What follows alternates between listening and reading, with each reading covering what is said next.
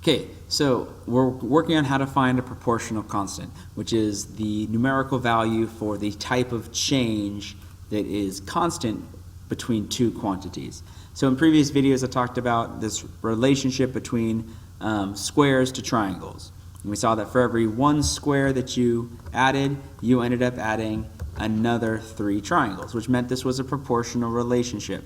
1 to 3, 2 to 6, we could have 3 to 9. So here is a table that we could fill in.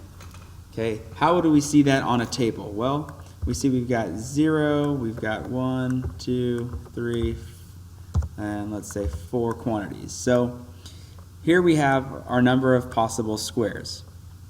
And what we see is that we have no squares, we would have no triangles. When there was 1 square, we had 3 triangles. 2 squares, we ended up having 6 triangles. And we would just keep doing that progress. Every 1 more square means 3 more triangles. So let's see how we would find that on a table. The proportional constant is a 3. So let's start with that. The proportional constant in this situation is a 3. So where does it show up in the table? Well, in the table, the first thing I notice is that when I've got a 1 right here for my x quantity, the numerical value associated with it in the y column, that turns out to be the proportional constant. So that's one of the first things that we can do to find a proportional constant in a table is we can find the y value when x equals 1. That's one of the things that we can do to find a proportional constant in a table, the y value when x equals 1. But what else can we do? What could we do if, let's say, we were given a table that did not include the value of 1? Let's just say our table started not at 0, not at 1, but let's just say it started at these other values. So what could we do then? All right, so we got a 5, let's say, and a 6, and we have 15, and we have an 18. Well, as some of you probably started thinking when I added these other values, you probably thought, well, that means we're just going to take where we ended, 12, and when we move to the next column, we're just going to be adding 3. And when we went from 15 to the next column, we're just going to do that same thing. We're going to add 3 again. So that is our proportional constant that's showing up from the change in y for when we move 1 more x down the line.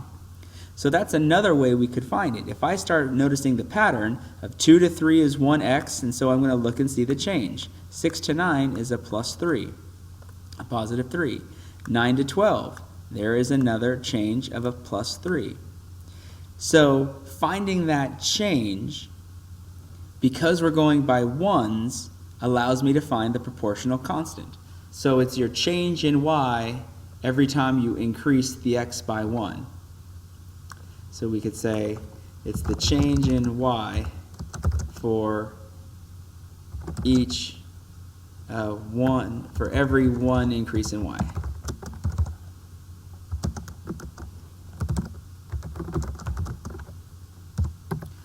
The change in y for every x increase by 1. That is another way that we could find the table. So we have 2 ways so far.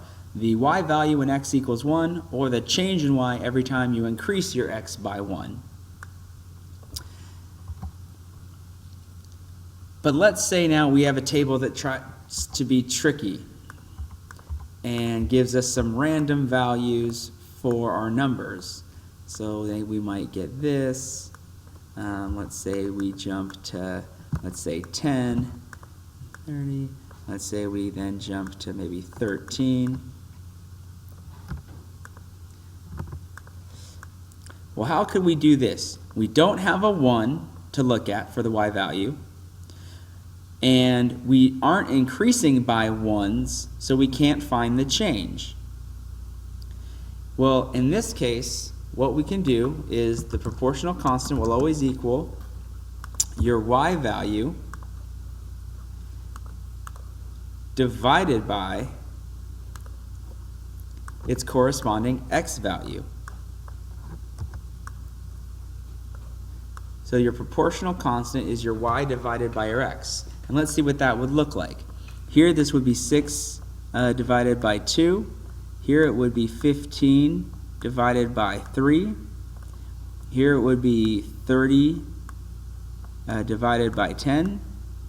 And here it would be 39, that's a sloppy 39, divided by 13. In every single case, 6 divided by 2 equals 3. 15 divided by 15 divided by 5. Our x value in that case is a 5. So 15 divided by 5. And that value is a 3. 30 divided by 10 equals 3. 39 divided by 13 equals 3. So we could also use this approach to find the proportional constant. We just take any y value we have and we divide by the x value, and that can reveal the proportional constant. So those are 3 ways we can use a table. We can find the value in x equals 1. We can make a change, see if our table is going by 1s on the x's, and then try to find the change in the y's every time that happens, or pick any y and x pairing, ordered pair, and find the ratio of y to x, y divided by x.